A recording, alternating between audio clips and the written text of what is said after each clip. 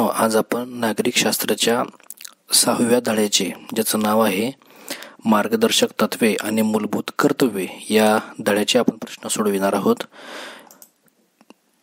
तुम्ही या धड्याचं अजून वाचन केलेलं नसेल तर एक रिव्हिजन जी आहे ती करून घ्या, म्हणजे आपल्याला प्रश्न सोडविणं सोपं होईल. तुमच्याजवळ वही आणि पेन जरूर ठेवा, जेणेकरून तुम्हाला या धड्यामध्ये असणारे जे काही 15 प्रश्न आहेत त्या 15 प्रश्नांपैकी किती गुण मिळतात ते तुम्हाला लगेच कॅल्क्युलेट करणं शक्य होईल. आपण सुरुवात करणार आहोत. 1 ते 15 क्रमांक तुम्ही तुमच्या वहीमध्ये टाकून ठेवा आणि त्यापैकी किती आपल्याला गुण मिळत आहेत ते व्हिडिओ संपल्यानंतर तुम्ही कमेंट बॉक्समध्ये टाकून कळवा. प्रश्न पहिला. या ठिकाणी एक चित्र दिलेलं आहे बघा, हे चित्र आहे. तर हे चित्र पाहून योग्य मार्गदर्शक तत्व आपल्याला निवडायचं आहे. तर जे आपले पर्याय आहेत, पहिला पर्याय पर्यावरणाचे रक्षण करावे, पर्याय दुसरा आरोग्य सुधारण्यासाठी उपाययोजना कराव्यात, पर्याय तिसरा ऐतिहासिक वास्तूंचे रक्षण करावे आणि चौथा पर्याय संमिश्र संस्कृतीच्या वारशाचे जतन करावे. तर हे 4 पर्याय आहेत. हे चित्र बघून तुम्हाला जो योग्य पर्याय आहे तुम्ही तुमच्या वहीमध्ये लिहून ठेवा आणि लगेच त्यानंतर चेक करा. तर जे योग्य मार्गदर्शक तत्व आहेत ते आहे ऐतिहासिक वास्तूचे रक्षण करावे. या ठिकाणी हे जे काही मुलं आहेत, हे या ठिकाणी तुम्हाला दिसतंय बघा, ह्या ज्या भिंती आहेत मोठमोठ्या, या किल्ल्याच्या भिंती आहेत आणि त्याची साफसफाई जी आहेत हे विद्यार्थी करत आहेत. त्या ठिकाणी असणारा जो काही कचरा आहे ते गोळा करण्याचं काम या ठिकाणी मुलं करतायत. म्हणजेच हे ऐतिहासिक वास्तू आहे आणि त्याचं रक्षण करण्यासाठीचे प्रयत्न हे विद्यार्थी करत आहेत, म्हणून हे मार्गदर्शक तत्व आहे. पुढील प्रश्न क्रमांक 2. मूलभूत हक्कांमुळे शासनावर कोणकोणते निर्बंध येतात?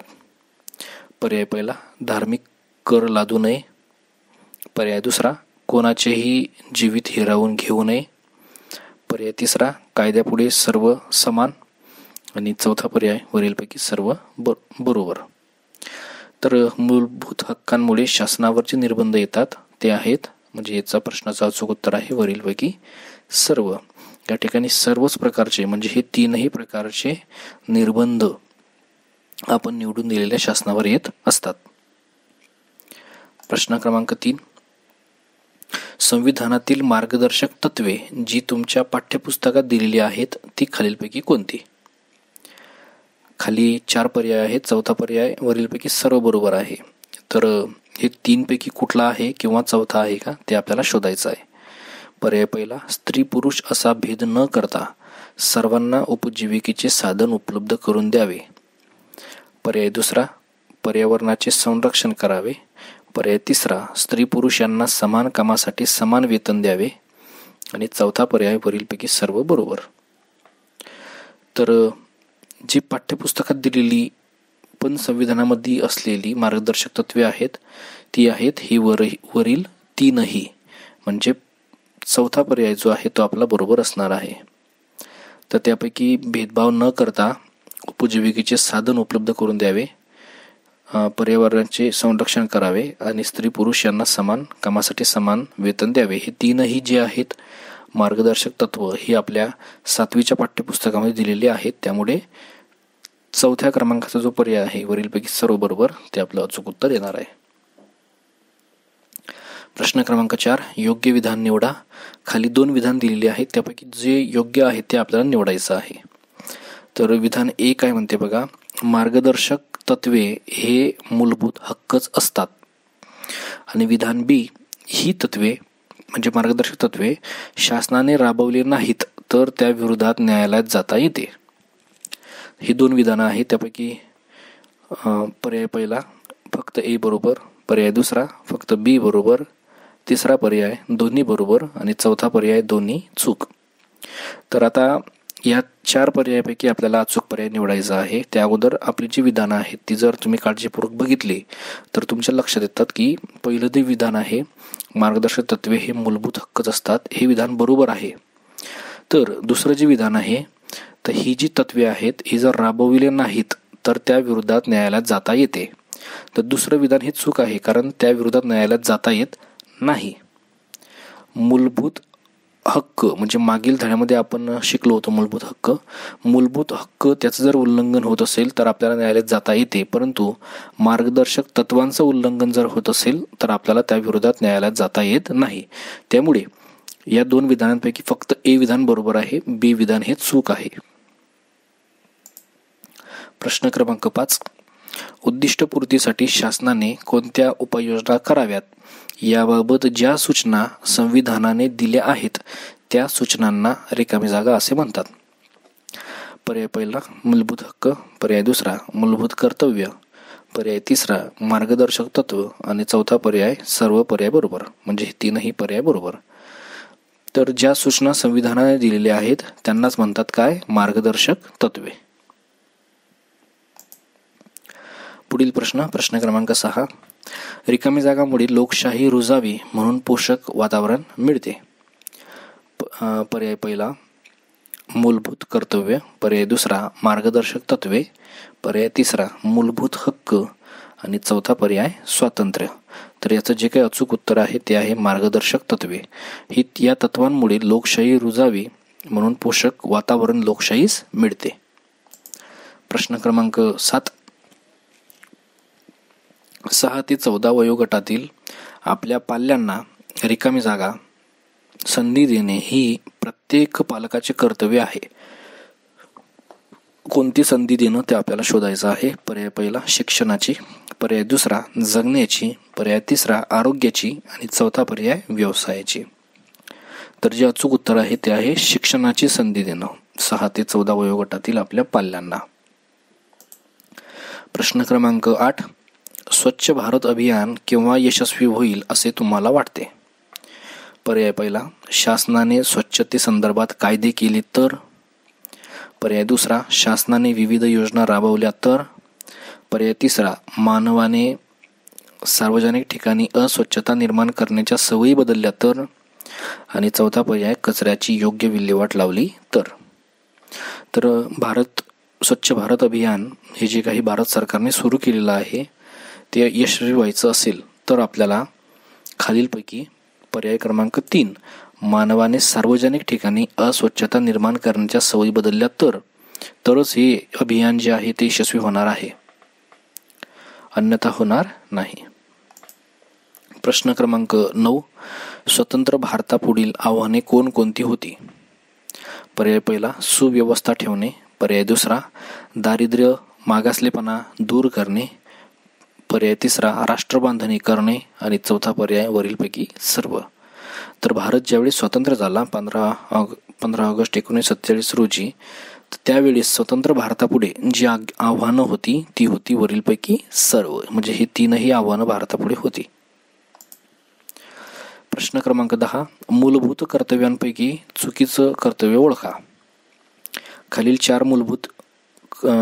चार पर्यायांपैकी जे मूलभूत कर्तव्य हे चुकीचं आहे, म्हणजे ते मूलभूत कर्तव्य नाही आहे, ते आपल्याला ओळखायचं आहे. पर्याय पहिला पर्यावरणाचे रक्षण करणे, पर्याय दुसरा सार्वजनिक मालमत्तेचे रक्षण करणे, पर्याय तिसरा राष्ट्रध्वज व राष्ट्रगीताचा आदर करणे आणि चौथा पर्याय वेठबिगारी व गुलामगिरी बंद करणे. तर तुम्ही चारही पर्याय जर व्यवस्थित बघितलेत तर तुमच्या लक्षात येईल की चौथा जो पर्याय आहे वेठबिगारी व गुलामगिरी बंद करणे हे मूलभूत कर्तव्य नाही आहे, तर हे मूलभूत हक्क आहे आणि त्याचं जर उल्लंघन केलं तर आपल्याला न्यायालयामध्ये दाद मागता येते. उर्वरित 3 जे आहे पहिलं, दुसरं आणि तिसरं हे मूलभूत कर्तव्य आहे, चौथं हे मूलभूत कर्तव्य नाही आहे. प्रश्न क्रमांक 11. योग्य विधान निवडा. खाली 2 विधानं दिलेली आहेत, ए आणि बी. त्यापैकी कोणतं योग्य आहे किंवा कोणतं अयोग्य आहे ते आपल्याला ओळखायचं आहे. त्यातलं ए विधान राष्ट्रध्वज जमिनीवर पडू देऊ नये आणि बी विधान राष्ट्रगीत चालू असताना सावधान स्थितीत उभे राहावे. तर हे 2 विधानांपैकी पर्याय पहिला फक्त ए बरोबर, पर्याय दुसरा फक्त बी बरोबर, पर्याय तिसरा दोन्ही बरोबर आणि चौथा पर्याय दोन्ही चूक. जर तुम्ही हे दोनही विधानं जर व्यवस्थितपणे बघितली तर लक्षात येईल की हे दोनही विधानं हे बरोबर आहेत. म्हणजे राष्ट्रगीत चालू असताना सावधान स्थितीमध्ये आपण उभं राहिलंच पाहिजे, आणि राष्ट्रध्वज जो आहे तो जमिनीवर पडू देऊ नये. म्हणूनच आपण 15 ऑगस्ट 26 जानेवारीला जे प्लास्टिकचे राष्ट्रध्वज आहेत त्यावरती बंदी घातलेली आहे, किंवा आपण तेवढी नैतिकता पाळून ते राष्ट्रध्वज जे आहे ते आपण वापरत नाहीये. प्रश्न क्रमांक 12. पुढील विधान वाचून कोणत्या मार्गदर्शक तत्वाच्या अंतर्गत येते ते ठरवा. खाली हे विधान दिलेलं आहे, त्या विधानाविषयी आपल्याला कोणतं मार्गदर्शक तत्वाच्या अंतर्गत ते येते ते आपल्याला शोधायचं आहे. वर्तमानपत्रात दिलेल्या नोकरीच्या जाहिरातीत स्त्री व पुरुष या सर्वांसाठी जागा असतात. आता हे जे काही विधान आहे हे विधान कोणत्या मार्गदर्शक तत्वाच्या अंतर्गत येते ते ठरवायचं आहे. पर्याय पहिला समान नागरी कायदा, पर्याय दुसरा समान कामासाठी समान वेतन देणे, पर्याय तिसरा बेकारीपासून संरक्षण देणे, आणि चौथा पर्याय स्त्री पुरुष भेद न करता सर्वांना उपजीविकेचे साधन उपलब्ध करून द्यावे. तर हे जे विधान आहे हे विधान ज्या मार्गदर्शक तत्वाच्या अंतर्गत येते त्याला म्हणतात समान कामासाठी समान वेतन देणे. म्हणजे स्त्री व पुरुष असा कुठलाही भेदभाव न करता या दोघांनाही ते जे काही काम पार पडतील त्या कामाच्या मोबदल्यात सारखं वेतन जे आहे ते दिलं गेलं पाहिजे, हे ते मार्गदर्शक तत्व आहे. प्रश्न क्रमांक 13. पुढील विधानाचे वाचन करून त्या विधानात कोणत्या कर्तव्याचे पालन होत नाही असे तुम्हाला वाटते. खाली विधान दिलेलं आहे बघा. विधान काय आहे? सहलीला गेलेल्या विद्यार्थ्यांनी किल्ल्यांच्या भिंतीवर आपली नावे लिहिली, हे विधान आहे. आता या संदर्भात कोणत्या कर्तव्याचं पालन होत नाही ते आपल्याला शोधायचं आहे. पर्याय पहिला देशाचे सार्वभौमत्व व अखंडत्व राखणे, पर्याय दुसरा स्वातंत्र्य चळवळीला प्रेरणा देणाऱ्या आदर्शाचे पालन करणे, पर्याय तिसरा आपल्या संस्कृतीच्या वारशाचे जतन करणे, आणि पर्याय चौथा सार्वजनिक संपत्तीचे जतन करणे. तर आता सहलीला काही मुलं गेलीत आणि त्यांनी किल्ल्यांच्या भिंतीवर आपली नावं जी आहे ती कोरली. यामुळे ज्या कर्तव्याचं पालन होत नाही ते कर्तव्य आहे आपल्या संस्कृतीच्या वारशाचे जतन करणे. पुढील प्रश्न क्रमांक 14. नागरिकांना आपल्या जबाबदारीची जाणीव व्हावी म्हणून संविधानात रिकामी जागाचा समावेश केलेला आहे. पर्याय पहिला मूलभूत हक्क, पर्याय दुसरा मूलभूत कर्तव्य, पर्याय तिसरा मार्गदर्शक तत्व, आणि चौथा पर्याय सर्व पर्याय बरोबर. तर हे विधान पुन्हा एकदा बघा. नागरिकांना आपल्या जबाबदाऱ्यांची जाणीव व्हावी म्हणून संविधानामध्ये खालीलपैकी कशाचा समावेश केलेला आहे. तर याचं अचूक जे उत्तर आहे ते आहे मूलभूत कर्तव्य. प्रश्न क्रमांक 15. ऐतिहासिक वास्तू, इमारती, स्मारके यांचे संरक्षण करावे कारण. आपल्याला कारण शोधायचे आहे की कशामुळे यांचं संरक्षण केलं पाहिजे. तर पर्याय पहिला हा देशाचा ऐतिहासिक वारसा आणि आपल्या संस्कृतीचे वैभव आहे म्हणून, पर्याय दुसरा संविधानातील मार्गदर्शक तत्वांमध्ये नमूद केलेले आहे म्हणून, तिसरा पर्याय या संदर्भात वास्तू संरक्षण कायदा आहे म्हणून, आणि चौथा पर्याय वरीलपैकी सर्व बरोबर. म्हणजेच ही तीनही जे पर्याय आहेत ते बरोबर असा याचा अर्थ. तर ऐतिहासिक वास्तू, इमारती यांचं संरक्षण केलं पाहिजे कारण की याचं जे अचूक उत्तर आहे ते आहे वरीलपैकी सर्व बरोबर. म्हणजे ह्या तीनही बाबी ज्या आहेत ह्या आपल्याला लागू आहेत. त्यामुळं या ऐतिहासिक वस्तू आणि इमारती यांचं संरक्षण केलं पाहिजे. तर या पद्धतीने आपण 15 प्रश्न जे आहेत ते सोडविलेत. तुम्हाला या 15 पैकी किती गुण मिळाले हे कमेंट बॉक्समध्ये नक्की कळवा. भेटूया पुढील व्हिडिओमध्ये.